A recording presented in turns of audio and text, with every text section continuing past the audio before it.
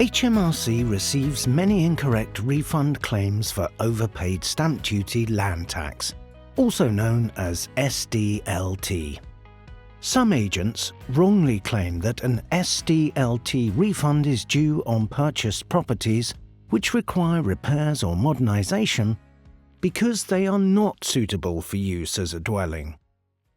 However, a property that has been used as a dwelling or that can be lived in again after improvements is suitable for use as a dwelling.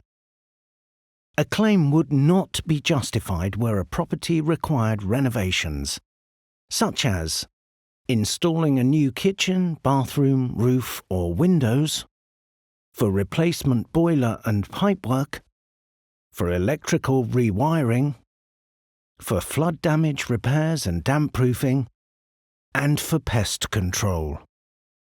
Very few properties qualify as not suitable for use as a dwelling. Those that may qualify include condemned properties or where repairs can't be carried out because of the high level of risk, such as severe levels of asbestos which cannot be safely removed, high radioactive pollution, walls collapsing.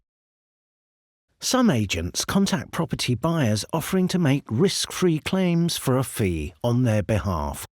Beware of the risks. If it looks too good to be true, it almost certainly is. Even if you receive a refund, HMRC can still inquire into your repayment. It is the property buyer who is responsible for the claim, not the agent. If your claim is incorrect following an inquiry, you may be liable to a penalty charge. If your property is genuinely not suitable for use as a dwelling, you can make a claim.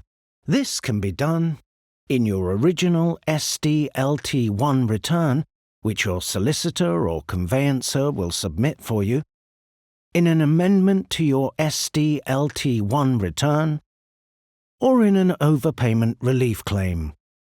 For more information on this, search SDLT M00385 on gov.uk.